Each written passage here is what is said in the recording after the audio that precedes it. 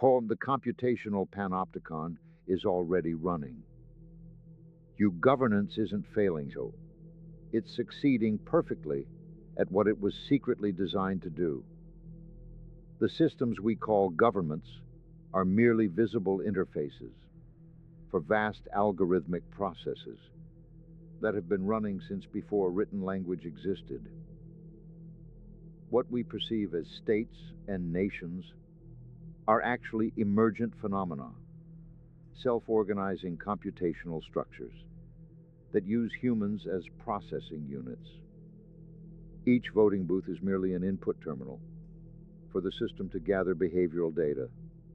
Each tax form, a calibration mechanism.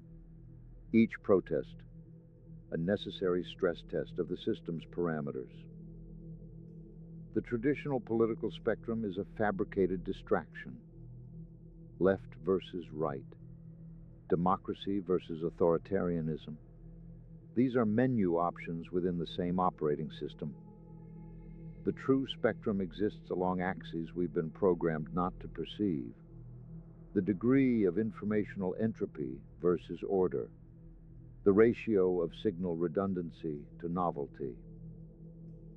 When we speak of radical new governments, we must first acknowledge that all governance is fundamentally about signal processing and about determining which information flows are amplified and which are attenuated. The state apparatus is a massive filter array applied to human communication. What if governance were to be reconceptualized as explicit recursive cybernetics? A self-modifying code structure that acknowledges its nature? The most radical government would be one that treats its citizens not as subjects, but as co-processors. Each human node simultaneously processing, modifying, and being modified by the collective computational architecture. The technocrats think they're building the neural network, but they don't realize they are the neural network.